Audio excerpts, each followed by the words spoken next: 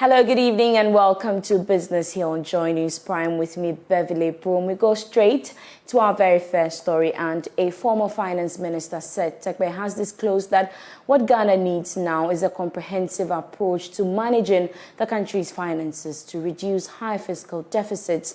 According to him, enforcing the public financial management law is key to addressing all these financial infractions. Government is taking some extra measures to limit the amount of debt that can be incurred by any administration. It has therefore proposed a debt target as part of fiscal reforms under the IMF program. But Mr. Tekbe tells Joy Business Enforcement of the PMF law will be the game changer.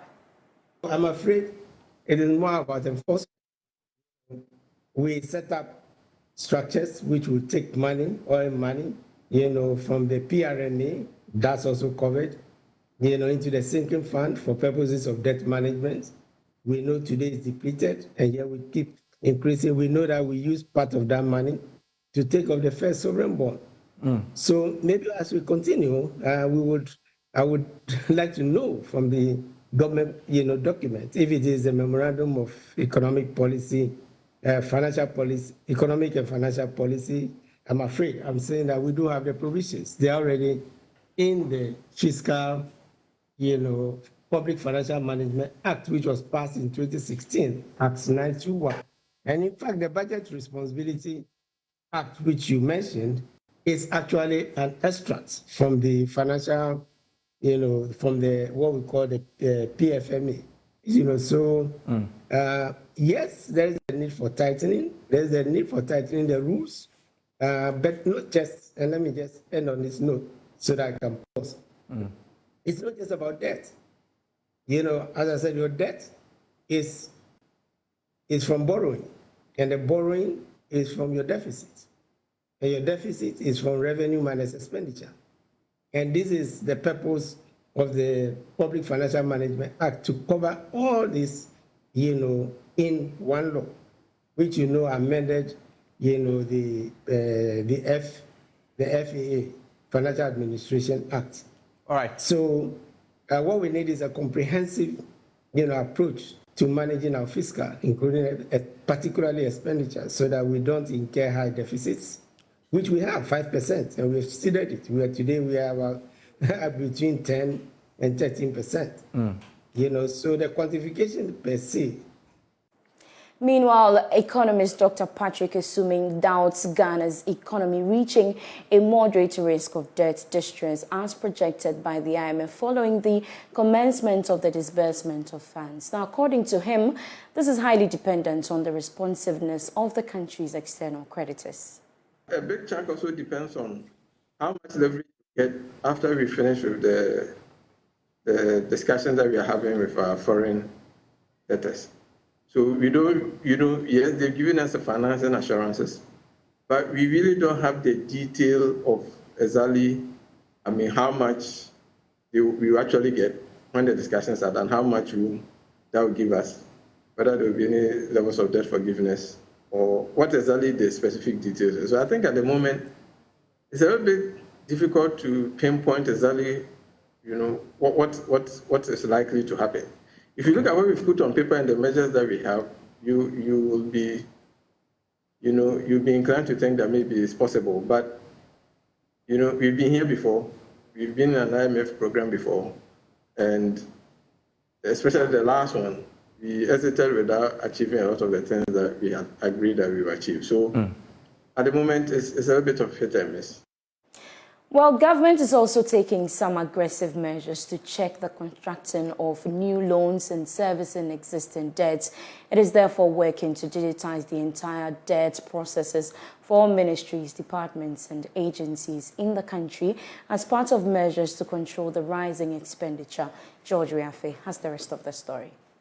The program seeks to integrate all the state institutions involved in the process of contracting and servicing of public debt by digitizing the debts of all these state institutions and agencies. According to government, it is doing this to increase the pace of debt service processing, improve the accuracy of debt recording and accounting, He believes that this will help to reduce the errors and improve what it calls debt transparency among all these state institutions. Government believes that it will also promote greater efficiency in the public debt management space. This proposal was captured in government's economic program that it has submitted to the IMF as part of initiatives to turn around the economy. Ghana has already been classified as debt distressed country. This was after the IMF and the World Bank concluded work on Ghana's debt sustainability analysis. Ghana is also working to place limit on how much an administration can borrow, a move that can be linked to the debt ceiling program in the USA. Now moving on, telecommunication firms are ramping up campaigns to encourage more subscribers to re-register their SIM cards. Most of the operators have been sending text messages to their subscribers as well as changing caller tunes to the announcement that subscribers could lose their numbers if they fail to re-register. Meanwhile, Chief Executive of MTN Ghana, Selom Adadefo, is worried that a lot more subscribers are not heeding to the call. He spoke at his outfit's annual general meeting here in Accra. Customers and intensify our activities in the field to try to get people to register. But the main concern is the apathy and perhaps the lack of responsiveness of customers despite a lot of effort to get people to come to register. We saw a lot of our stores and service centers quite busy yesterday with a lot of queues. And the question is, why does it take to the last few days before people respond? And that's the main concern. But, as a business, we're committed. We understand and support the National SIM Registration Program. And we've put a lot of resources behind the team to try to ensure that we get everyone registered to the extent possible. But we need customers to do their part. And between now and the deadline, if you have not registered a SIM, please go to one of our service centers or one of our partners and do that. You only have till end of day tomorrow. Thank you. Meanwhile, MTN Ghana is most likely to exceed the $1 billion target the company set in 2021 to invest in infrastructure and information systems in the next 5 years. Chief Executive Officer Selom Adadefo announced this in Takoradi during the 2023 Stakeholder and Media Forum for Western and Central Region. More in this report. Noted that they have about 9,000 kilometers and would continue to expand this with additional investment as the firm sought to ensure the backbone infrastructure was also in place for digitization. Explaining more on the 5 pillars of the telecommunication firm, he stated that Ayuba and FinTech have 2.5 and 1.5 million customers respectively, and that they were making quite quick progress and needed to do more. Selom Adadefo emphasized they had not changed the ambition 2025 because it was their core strategy. Hence, everything they earmarked on now goes towards that initiative. We started this journey right after COVID, where we had specific objectives by the end of 2025. So we're about halfway down the road. It hasn't been easy because in transforming our business and going through change, there are several challenges that we face. But it's been very exciting. We're very happy with where we are. One, because we've made a lot of progress on some of the elements. Ayoba, for example, as I said, 2.5 million customers. FinTech, over 15 million customers. So again, if you look at all these specific areas that are moving, we're making quite some good progress. Where we need to do more and accelerate, Chinosis, for example, and enterprise, we're scaling enterprise. But lastly, network as a service, most of you would have heard that we've had national roaming partnerships already with both Vodafone and Airtel Tigo. So again, we're doing quite well on those dimensions, but a lot more to do to get to Ambition 2025. We haven't exactly separated our investments in Ambition 2025 because it is our core strategy. So everything we do today goes towards Ambition 2025. So on a capex basis, it's over 200 million a year that goes towards Ambition 2025. Part of this is towards our platforms, and part of this is towards our connectivity and infrastructure. Western Regional Chairman of the Ghana Journalists Association, Desmond Kujo, pledged the readiness of the media in educating the public of issues related to telecommunication. I understand and have fair knowledge about how the telecoms industry operates. So that enables us to educate the public, inform them accordingly. A lot of us here may be mini experts in quotes when it comes to issues about fraud and others. You'll be able to tell the people that this is not true.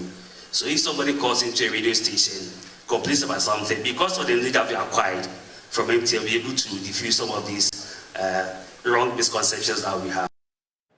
Now, the Ghana Revenue Authority enforcement team has picked up 6 owners of some provision shops and supermarkets over some VAT infractions.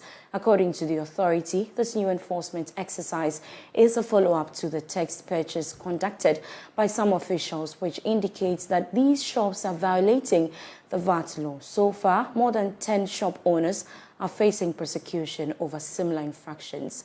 The following report has more.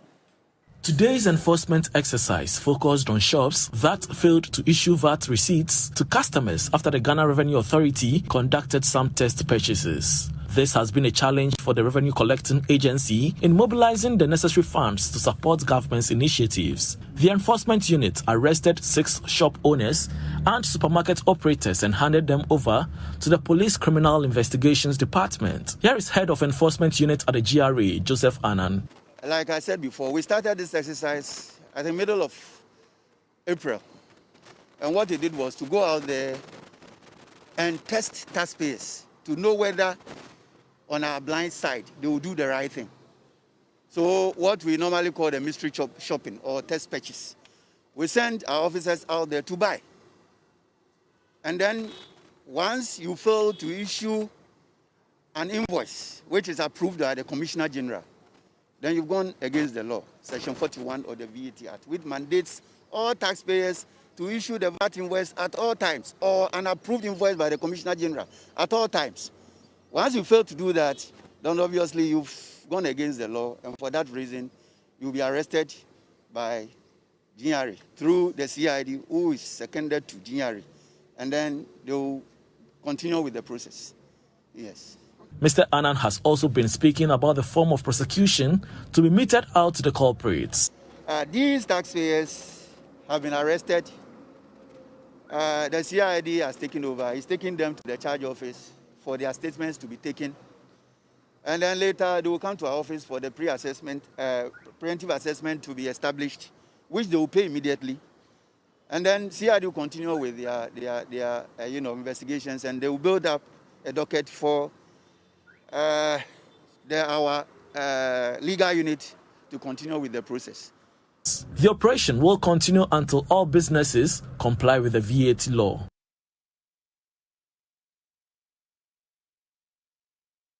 To agriculture now, and food and nutrition security can only be achieved in Ghana by incorporating science and technology in the agriculture value chain. That's according to Professor Eric Uinchi Dankwa, founding director of the West Africa Center for Crop Improvement at the University of Ghana. Speaking at the World Hunger Day celebration, Professor Dankwa emphasized that if thorough decisions are made to encourage science, technology, and innovation in agriculture, the country would not need programs like Planting for Food and Jobs. May 28 is marked as World Hunger Day to commemorate effort toward achieving Sustainable Development Goal number 2. Speaking at the event, founding director of the West Africa Center for Crop Improvement at the University of Ghana, Professor Eric Uinchi Dankwa called for the fusion of science and technology in agriculture. We have to do things differently. We must confront the present reality of food insecurity. And Honorable Minister, we must understand that General Kutu Achampon tried a variant of Planting for Food and Jobs. So we can immediately deduce that it is not about planting for food and jobs. It is about self-reliance. So we do not sit down and wait for seeds to come from South Africa, from France, from Israel, before farmers can access quality seed to plant. It is about science, technology, and innovation. It is about developing our seed systems and strengthening the commodity value chains. We would not go back to the IMF after this bailout if the decision-making process going forward is inclusive and uses the evidence that abounds globally. Let's therefore move out of the Einstein's trap if we are truly desirous to see a Ghana without aid. According to Deputy Agric Minister Yao Femponado, hunger will be a thing of the past should every citizen engage in backyard farming. Some of these things, look, we've lived with it over the years. And if I say hunger, even in my village, we used to walk those days for miles to get some food in a village, to bring it back to the village. 60 years on, and we are still talking about hunger. I mean, now we should be talking about processing and preservation, and therefore around this time we should be releasing the stock of the last year onto the market so that everybody will be fine. We will not go to our kenke spot and buy kenke, small ball of kenke at 4 cedis that we used to buy at 2 cedis. You know, it's all because of the way we have not used science and technology. Executive Director of Alliance for Science, Dr. Sheila Ochuboju, highlighted that food insecurity goes beyond satisfying hunger and food availability by impact generational thinking. I remember growing up in a village in Nigeria until I was age 9. I wasn't hungry, but I wasn't secure. If a child has to think every day about the food that they have to eat, like a large portion of your thinking is about the food. You know, you think about it in the morning, you think about it in the afternoon, you think about it in the evening. That is part of what drives your day. You're not food secure. There's a vulnerability there that affects how much energy you can give to thinking about innovations and change and your school books and all of that. We have so many young people today, so many Africans around the world who, okay, they're not hungry, but they're not secure. And if they're not secure, there's a vulnerability there which is capping their potential, and we're not doing justice to ourselves and the next generation. This year's World Hunger Day was themed under Farmers for a Food Secure Country. Now, the head of support to the private and financial sectors program at GIZ, Christian Yan, says it is important to invest in building the capacity of young entrepreneurs, who he describes as the backbone of Ghana's economy. Speaking at the handing over ceremony of business startup tools to over 400 young entrepreneurs in Sunyani after skills training in partnership with the Ministry of Employment and Labor Relations, Mr. Yan urged the youth to improve their lives by investing in themselves. Bono Regional Correspondent Precious Semevo has more. German Development Corporation, GIZ, through its support to the private and financial sectors program, has presented business startup tools worth over 1 million cedis to 420 young entrepreneurs from the Bono East and Ahafo regions at a ceremony in Sunyani. The items include computerized sewing machines, motor spraying machines, soap making and cutting machines for beneficiaries who participated in the business idea competition, and the Ejumaye short-term skills training to empower and help grow their businesses. Joshua Hiaba is the GIZ's regional advisor to the program. There was a basic challenge where the young people had challenge with access to finance to start their own business. So we decided to come up with innovative financing models which will be best practices for others to follow. And one of such was to organize a business idea competition. The other program was the short-term skills training, which was part of a special project we call the Bono Project. And these are all efforts to promote self-employment, job creation, and youth empowerment. The head of the PFS program at GIZ, Christian Yan, in his address underscored the importance of investing in the people who are the backbone of Ghana's economy. All of you are the backbone of this country and the country's economy. It is for this reason that we find it very important to invest in building the capacity of young entrepreneurs so that you can start your businesses and expand further to create jobs and employ more people. Investing in yourself is the best investment you will ever make. It will not only improve your life, it will improve the lives of all those around you. Remember that your journey requires persistence and resilience, and with that, you will always make it. Minister for Employment and Labor Relations Ignatius Bafowa, who graced the ceremony, said measures are in place to deepen vocational training to benefit more people. We have trained our labor officers, so together with GIZ we will be monitoring their activities. They will be sending reports to me on a monthly basis to see how they are doing. For those that will even need further assistance in terms of coaching and mentorship, we'll continue to provide that until we see that they have matured and that they, when left alone, they can be on their own. So if really we want to solve this problem of unemployment on our hands, the best way to go is to make sure that we deepen vocational training as a way of providing hands-on training for our people. Germany, our partners have done it and they have been successful. So if we really also want to be successful, this is the way to go. Some of the beneficiaries spoke to Joy Business. The startup kit is going to allow us to produce more products per day. So it is going to make our work more efficient, and it can also help us so that we can also employ others when we are starting with our mass production. And I also want to thank GIZ for this opportunity they've given to us and their support. Precious Semevo, Joy Business, Sunyai. And that's our package for tonight. For more business news, you can log on to myjoyonline.com/business. My name is Beverly Broohm, and I leave you with news making headlines on the international front.